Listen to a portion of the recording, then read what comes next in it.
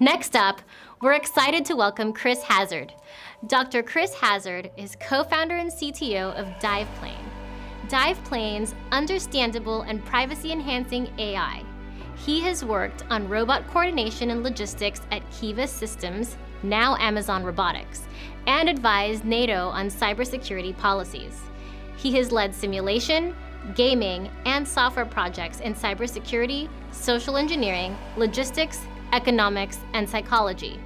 Chris holds a PhD in computer science from NC State with focus on AI for trust and reputation. Chris, over to you. Welcome to Transform X, and today I'd like to talk to you about an issue that affects virtually everyone here, which is privacy.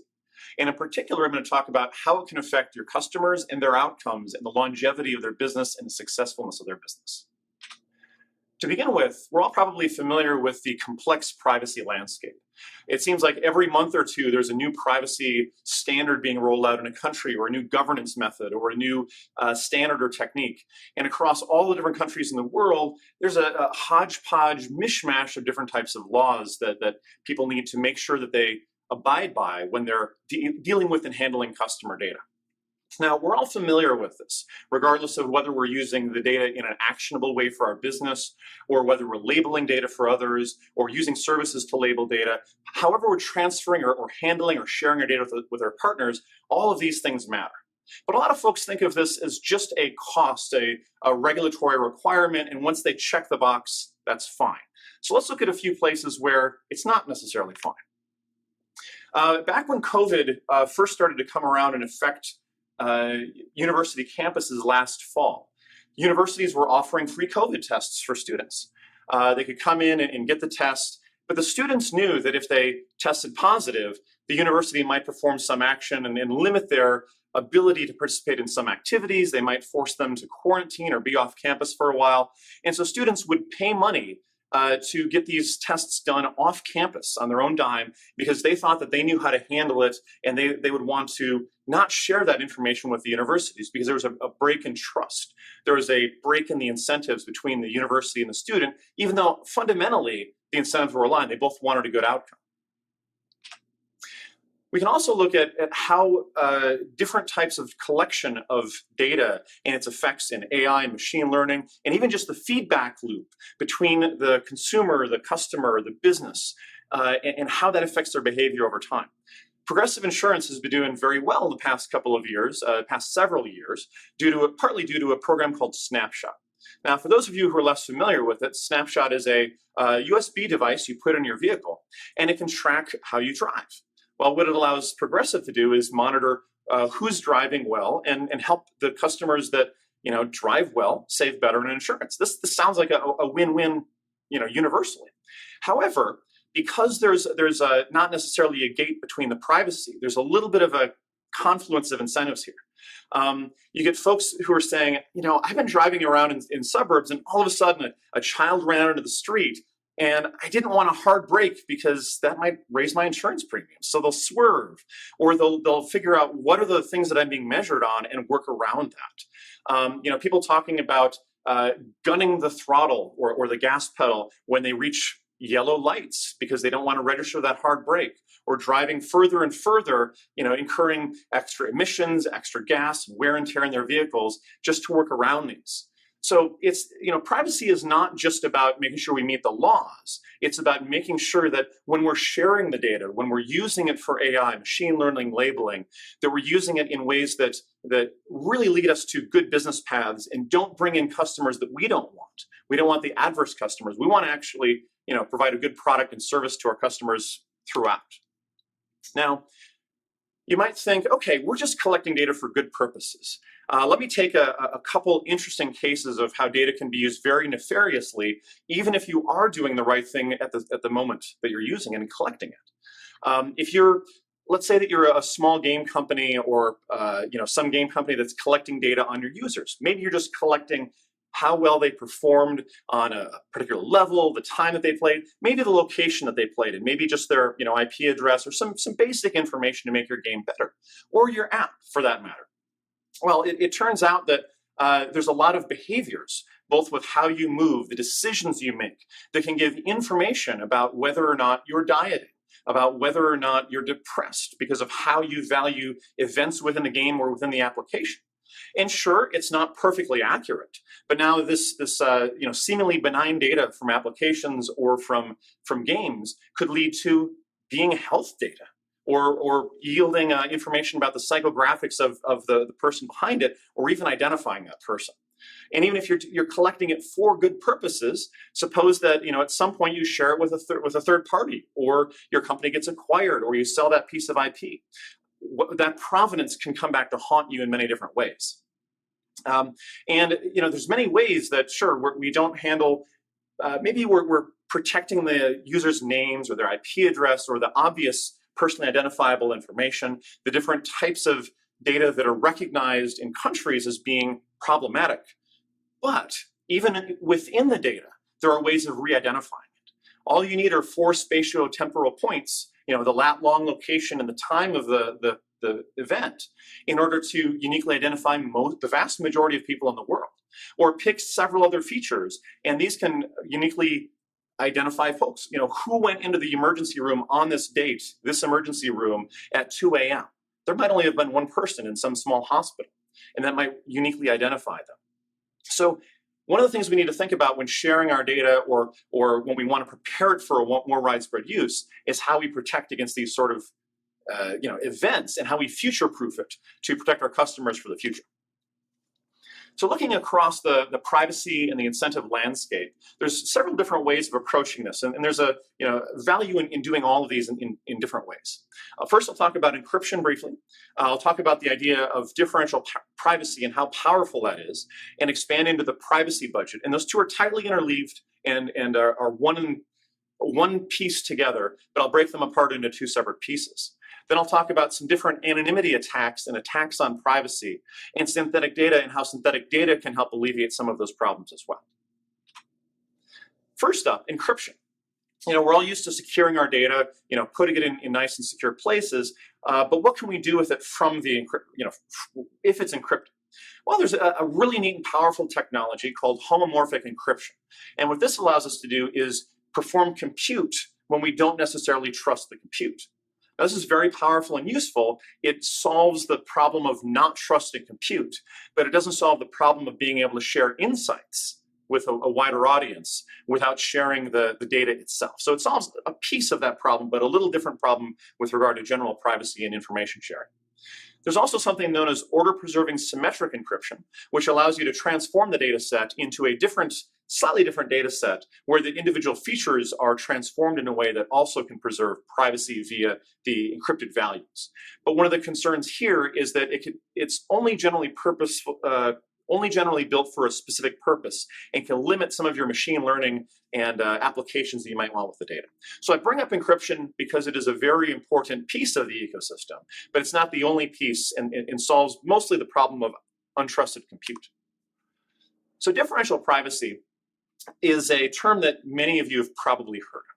So what is it? It's the idea that we can say, if I give someone an access to a statistical database, which means that I don't know for sure whether or not this person is in there. I can just get statistics out of it, not a regular relational database lookup. If someone is in the database, there's a certain probability that I have about whether they're actually in the database or not. And typically we express this in a relation of multiplying it by E, Euler's number, to an exponent, which just gives us kind of a nice, easy number to work with instead of numbers with a lot of zeros, and has some other neat properties we'll talk about in a minute. One of the most celebrated and effective techniques is to use something known as the Laplace mechanism.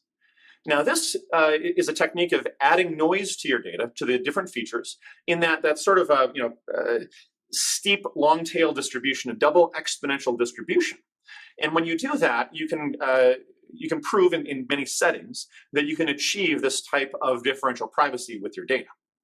Now, the concern around differential privacy is with auxiliary information. So we've added this noise, and now we know we can't uniquely identify someone. But what if someone has some additional information from outside of the data? Cynthia Dwork, one of the founding founding people who built the core ideas of differential privacy, gives an example of Terry Gross. So Terry Gross is 2 inches shorter than the average Lithuanian woman. If I know nothing about Lithuanian women's heights, then I know nothing about Terry Gross's heights other than this relationship. But if I happen to have done a little bit of research, maybe I read something, maybe I just sampled myself, I gathered 20 or 30 Lithuanian women, measured their heights, and now I have that information. I can use that additional information to infer what Terry Gross's height is. So differential privacy is meant to make sure that even if I had that information, I still wouldn't have enough information to deduce Terry Gross's height in this case. So what does this look like for real data? So here's a nice little sample data set. It's easy to understand. Alice, Bob, Carol, the typical folks from cryptography. And we'll say that each of them has a secret. And just for understandability, we'll say that the secret is the letter of or the number of the numeration of the first letter of their first name. They're in a house number, so that Alice and Bob are in house 1, Carol and Dave are in house 2, etc. And they each have a vehicle color which alternates. So we can see it very easily. Now, if we add Laplacian noise to this data, we get the chart on the right. And as you can see, the numbers are perturbed by quite a bit. Now, this allows us to do a certain type of query on the data, as I mentioned before. Now, if we look at what the data looks like with the Laplacian noise added, so the original data is nice and even. I can see the secrets and I can pick out a given secret. The signal's very clear. And on the right, when we apply the noise, we can see it's perturbed. I don't really know if it matches or not. I have some uncertainty around that, which is good because we want to protect privacy. We want to align our incentives. But if I'm able to query the data too many times or pull too much from it or introspect it too much, I can smoothen that data and basically identify the underlying pieces of information behind it. So now what we've done is we've built ourselves a great security gate that you could drive through or just drive right around. So how do we solve that? Well, the idea of differential privacy also comes with a privacy budget. That means that when you're performing these queries on the data, you're limited with how many queries you can perform. And traditionally, as I mentioned before, we'll deal with this epsilon, taking the logarithm of the ratio of probabilities and making sure that our total budget, the number of queries we do, the epsilon adds up to no more than a certain budget. We can also relate this to the mathematics of information theory in a number of very powerful and unique ways, which can help us characterize the uncertainty around the data. Now, if we do these types of queries with an epsilon of 8 here, we could perform any one of these sets of queries on the right, but not all of them, only one of them. So Alice's secret, we could say, what is Alice's secret? 0.59, that's the answer we happen to have gotten. But now we cannot query the data anymore. It has provided enough uncertainty, enough plausible deniability that Alice's number might be different than that. But we can't use it anymore. We could perform 4 queries. We could find Alice's secret, Bob's secrets, the number of secrets greater than 10, and the average secret for house 105 or 1005. But by doing so, we have to use an epsilon which is smaller, such that if we use an epsilon of 2, we spend 2 on each of these queries. And as you can see, we've added noise to each end. And also notice that Alice's secret is negative. That's because in order to apply Laplacian noise properly, we have to allow it to go past the bounds, unless we perform some other more complicated mathematics to add the privacy that would be eroded by adding the clamps at the end. Another technique is to apply local differential privacy. And this is putting the privacy and the noise making or the noise adding on the device itself or in the user's local compute environment, whether it's in the browser, on the device, or on the IoT device, to make sure that it randomly gives us a response back to the server so that the server, the consumer of the data, really doesn't ever have the data. Well, the way you apply that, a real simple way of thinking about it is imagine flipping a coin or rolling a die. And if it turns out with some number, you give the real answer. If the die roll or the dice flip or the coin flip is a different value, then you give a made-up answer, a random one. And so you can see that if an attacker is looking at this data for an individual, there's too much noise there to really be able to pull out what's going on. But in aggregate, someone could determine and ascertain the trends that are going on. And some local differential privacy techniques can be applied, even if the data is a database. So just because you don't apply it to the user's device, you can still apply it within one part of your organization to make sure that the trust is maintained as you move the data from one part to another. So now let's consider a case that we have an outlier. So let's say Judy in our database has a value of 1,000. Everyone else has a secret of number between 1 and 10, and hers is very high. Well, first up, if we use an epsilon of 4, if we find what is the lowest value, that's our single query that we apply here, we get negative 321. Now, that's not very usable from any analytics perspective. It's private. We made sure that we maintain privacy, but it falls so far out of bound, it doesn't really tell us much. And if we say, what is the value at the house 1,002? That's pretty far off too. We've added too much noise. So if we use a random response for this, we'll have we'll use the local differential privacy, and we're going to pull a different number from each of those, randomize it up. But if we happen to know that Judy has the highest value, maybe that's our auxiliary information, we just happen to know that. Well, now we can make a single query or maybe a subset of queries and determine what Judy's value is by applying that information. So now we've taken a very secure, mathematically sound system, but we've given the attacker a way to climb right over it and leapfrog into extracting the information that they want. So there's many challenges to differential privacy in practice. You can compose it with other data. You can apply post-processing. You can correlate data. It's very strong to all of these, but it's not immune. And some of these correlations can leak privacy, especially with regard to time series or graph data. If you have many transactions from one particular individual and only a few from another, if you just apply differential privacy, you may be leaking more data about the first user, and you may be overprotecting the other one and misapplying your privacy budget. Some data sets, for example, if you have a surname, in some parts of Europe and some other parts of the world, there are surnames that are fairly unique. And if you leak the fact that the surname does business with your company, you've basically identified the family that is doing business and leaked privacy. And there's also other signals hidden within the data that might be correlations that could, again, sort of erode the privacy a little bit. What's an appropriate epsilon value? There's a lot of debate about that, and many companies have applied different values, sometimes to applause or lack thereof. And how do you deal with sensitivity and scale? If one currency is 1,000 times larger than another, as we showed in the previous example, with one value being basically 100 times larger than the next highest value, it can really offset all the data. So you have to apply smoothing techniques. How do you decide utility versus privacy? If you're administering drugs that, if you over-administer, could kill a person, but if you get it just under or just right, you might save that person's life. Your loss function might be very sensitive. So how do you make sure that you're adding noise in the right way? And further, with differential privacy, if you're performing all of these queries, you need to throw away your database or your data set once it's exhausted. Once you've applied all of that privacy to it, or you've exhausted your privacy budget, you can't decide after the fact, we should have queried this. Because if you did, you would have been yourself a feedback loop. It's sort of like back testing the wrong way. If you try a bunch of models and you find out what works, oh, this works, let's now rerun it through, you've actually short-circuited that and eroded your privacy. There's also many other attacks on differential privacy, such as timing attacks. If I can determine how long it takes a query to return, I might determine whether that data was in the data set or not, even if the noise is added. I can use techniques based on floating point values and how noise is added. I can perform different cyber attacks on a distributed differential privacy system, a distributed differentially private database, and you basically increase your attack surface. So there's a lot of different attacks on here, and regardless of what single type of privacy measure you use, if you only use one, there are attacks against it. None of them are perfect by themselves. So you have to think about privacy as a whole and privacy versus utility.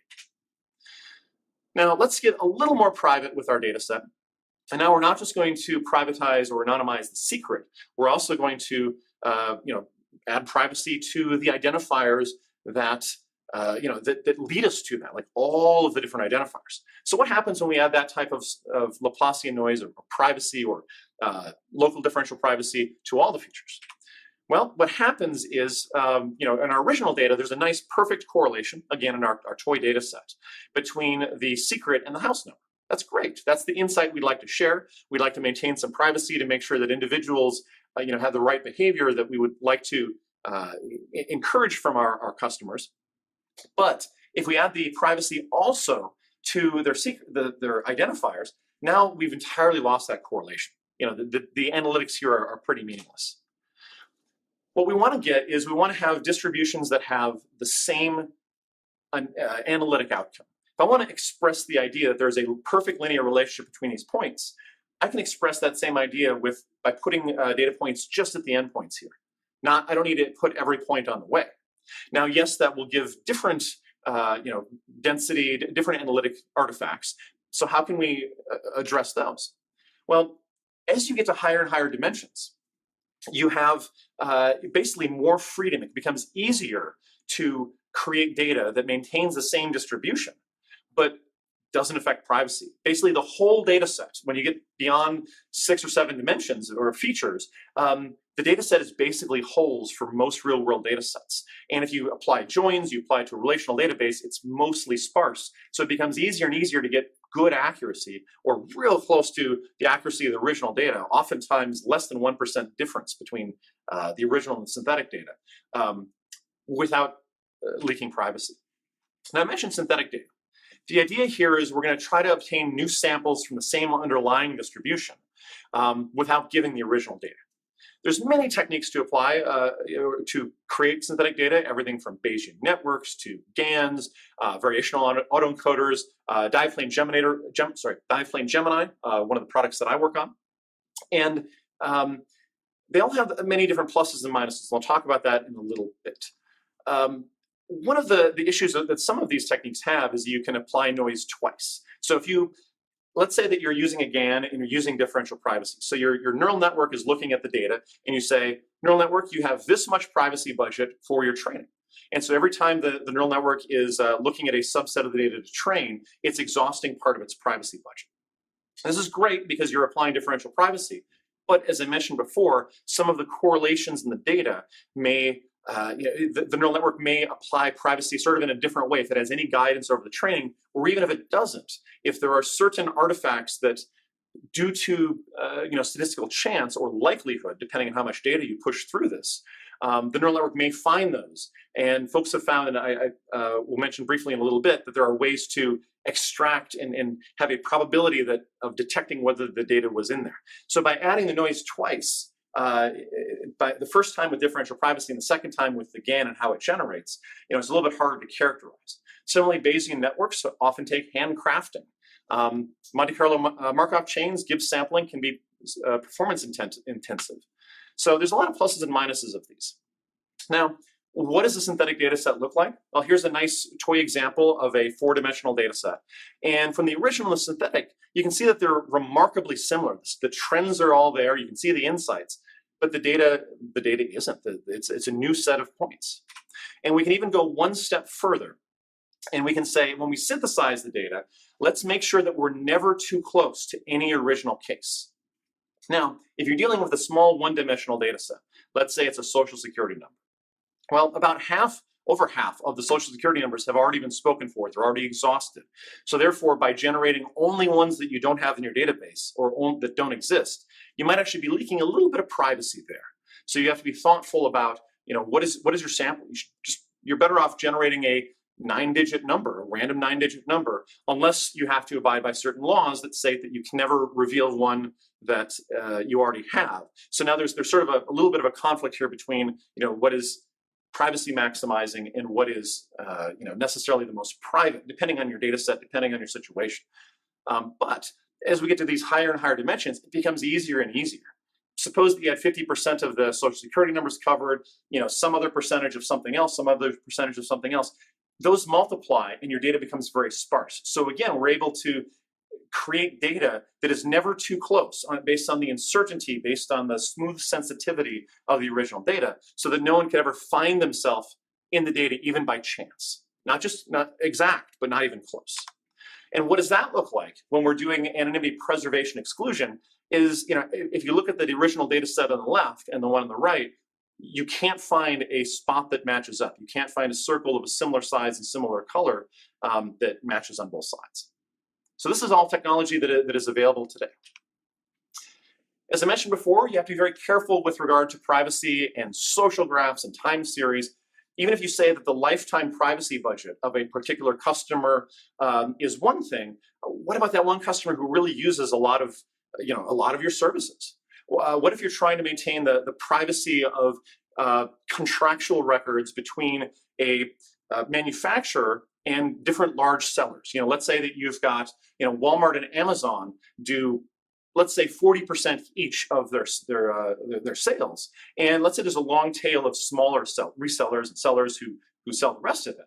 Well, maybe let's just say Walmart was their first big customer, and they negotiated a certain deal which will expire in some number of years, and they would rather not leak that private information to other folks, because of NDAs or whatever other contracts they have. And so if you've got this lopsided data where 40% of it is one customer, how do you make sure that that customer is, that their privacy is protected as well? This applies no matter whether you're talking about individuals, if you're talking about organizations, corporations, governments. This applies across everything. In finance, there are different trades that might have certain curves, and there are different patterns of trading known as executions, some of which are proprietary. So how do you make sure that if a fund would like to share some insights with another fund or another analytics firm, how do they make sure that their proprietary trades are not compromised? Or let's say a medical device manufacturer who's looking at some sort of data, some sort of maybe imagery data, and they want to make sure that their patients are not re-identifiable. When you start talking about unstructured data or images or text, we're just beginning to be able to push into those spaces with privacy. But it's also very important that we do so correctly today because of things that could bite us in the future. We see that for every new advancement in synthetic data that we create, every new GAN that we create, there's a way of attacking it. So let's make sure that when we synthesize data, that it's as future-proof as we can, so that we're protecting privacy for all of our customers in the future. And there's many value and privacy trade-offs that we can make here. If you want to get the most value, the best way is to use the original data. If you want to get the best labels, if you want to get the best outcomes, use that. But you're also potentially incurring the biggest liability. Is there going to be a data exfiltration event where you're very, very careful with it, but not quite careful enough, and someone pulled that data out? Versus if you kept the production data in a smaller environment, synthesized data and pulled it out, and now worked with the synthesized data, regardless of whether it's analytics or data labeling, you can be more free with that synthetic data. If you just mask it, there's again still different ways of extracting the private data out of there or re-identifying folks. If we apply GANs or we apply differential privacy with differentially private databases, there's still a lot of dragons there. There's still a lot of challenges that if you apply it wrong, you could lead yourself to problems in the future. So this is something that we at Diveplane really focus on a lot with our products. And on the other extreme, there's just deleting the data. And we know many companies that are kind of afraid to unlock the value of their data because it is scary if you do it wrong. So we encourage them to look at the state of the art, what is possible with regard to this, so they can unlock that value and start to do things with it. So in conclusion, we see here that privacy affects behavior. It's not just about the laws. It is about what kind of customers do we want to have in the next 5 years, the next 10 years? What is the value? What is the trust in our brand? And the attacks against privacy are numerous. There's the traditional cyber attacks to different attacks on differentially private databases, to re-identification. And we see in the news often again the different ways of re-identifying people.